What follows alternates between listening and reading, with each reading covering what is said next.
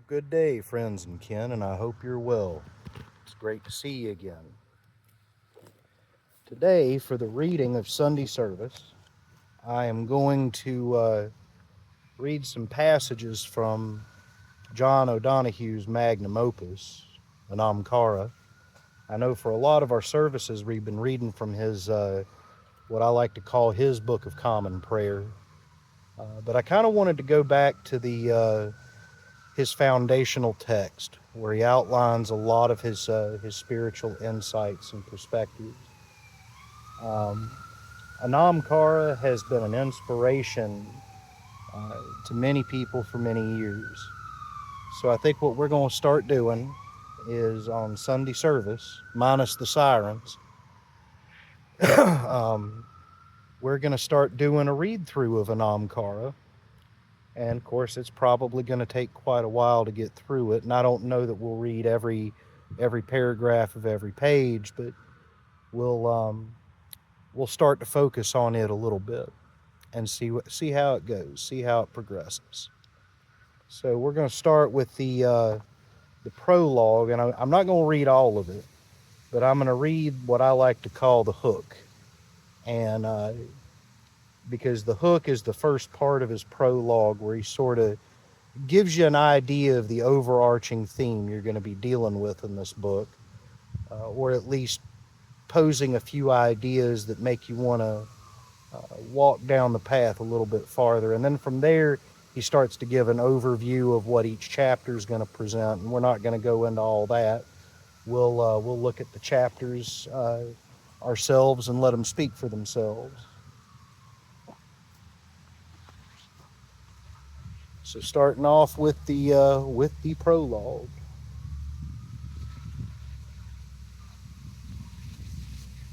It is strange to be here. The mystery never leaves you alone. Behind your image, below your words, above your thoughts, the silence of another world waits. A world lives within you. No one else can bring you news of this inner world. Through the opening of the mouth, we bring out sounds from the mountain beneath the soul. These sounds are words. The world is full of words. There are so many talking all the time, loudly, quietly, in rooms, on streets, on television, on radio, in the paper, in books. The noise of words keeps what we call the world there for us. We take each other's sounds and make patterns, predictions, benedictions, and blasphemies. Each day, our tribe of language holds what we call the world together. Yet the uttering of the world reveals how each of us relentlessly creates. Everyone is an artist. Each person brings sound out of silence and coaxes the invisible to become visible. Humans are new here. Above us, the galaxies dance out toward infinity. Under our feet is ancient Earth. We are beautifully molded from this clay, yet the smallest stone is millions of years older than us. In your thoughts, the silent universe seeks echo. An unknown world aspires toward reflection. Words are the oblique mirrors that hold your thoughts. You gaze into these word mirrors and catch glimpses of meaning, belonging, and shelter. Behind their bright surfaces is the dark and the silence. Words are like the god Janus. They face outward and inward at once. If we become addicted to the external, our interiority will haunt us. We will become hungry with a hunger no image, person, or deed can still. To be wholesome, we must remain truthful to our vulnerable complexity. In order to keep our balance, we need to hold the interior and exterior, visible and invisible, known and unknown, temporal and eternal, ancient and new, together. No one else can undertake this task for you. You are the one and only threshold of an inner world.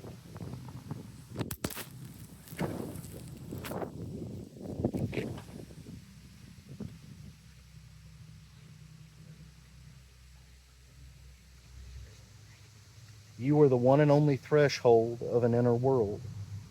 This wholesomeness is holiness. To be holy is to be natural. To befriend the worlds that come to balance in you. Behind the facade of image and distraction, each person is an artist in this primal and inescapable sense. Each one of us is doomed and privileged to be an inner artist who carries and shapes a unique world. Human presence is a creative and turbulent sacrament, a visible sign of invisible grace. Nowhere else is there such intimate and frightening access to the mysterium.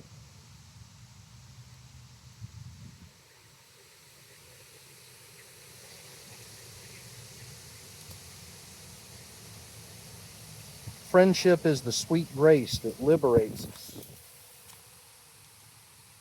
to approach, recognize, and inhabit this adventure. This book is intended as an oblique mirror in which you might come to glimpse the presence and power of inner and outer friendship. Friendship is a creative and subversive force. It claims that intimacy is the secret law of life and universe. The human journey is a continuous act of transfiguration. If approached in friendship, the unknown, the anonymous, the negative, and the threatening gradually yield their secret affinity with us. As an artist, the human person is permanently active in this revelation. The imagination is the great friend of the unknown. Endlessly, it invokes and releases the power of possibility. Friendship, then, is not to be reduced to an exclusive or sentimental relationship. It is a far more extensive and intensive force.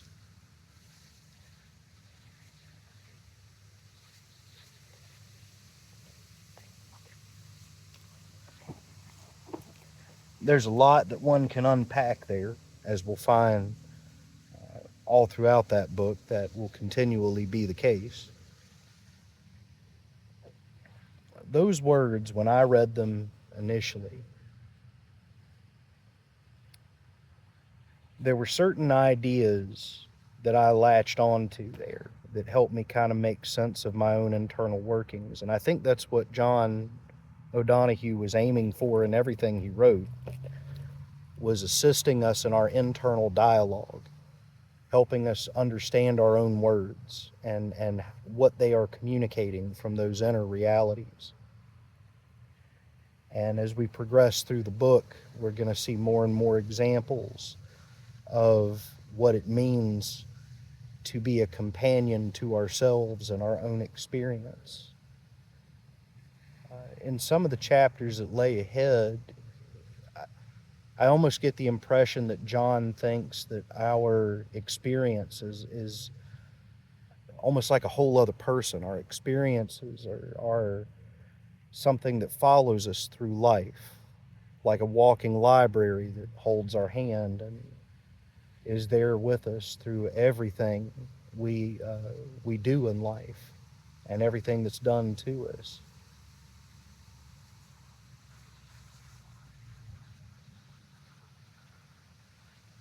But I think several nails that he hits on the head, it's almost like he's reaching out to people that know that there's more to this existence than just going to bed, waking up, going to work, shoveling food into your face a couple of times a day, than going to bed and doing the same thing over again the next day ad infinitum.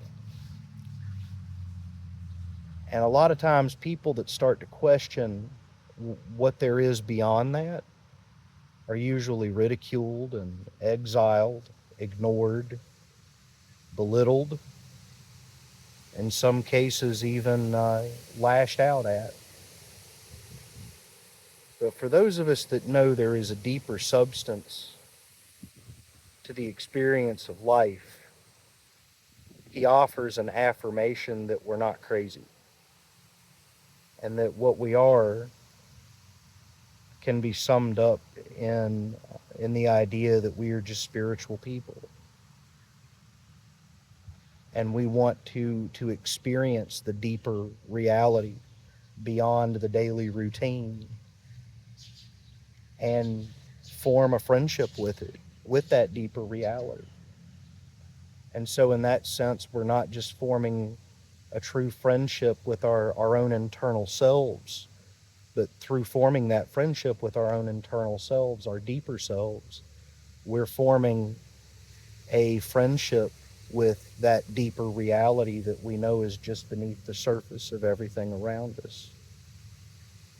The key to understanding the external lies going within and understanding the internal. And that sounds like a cheesy cliche to some people I know. Go within to understand the deeper mysteries. But that idea does have some very, very deep, profound implications and applications. It's one of those things that's easy to verbalize, not so easy to actualize. And so we'll take John's hand and see where he wants to lead us in the coming weeks. And I look forward to experiencing that journey with you. I hope you're well, friends and kin. Good to see you. Have a wonderful week.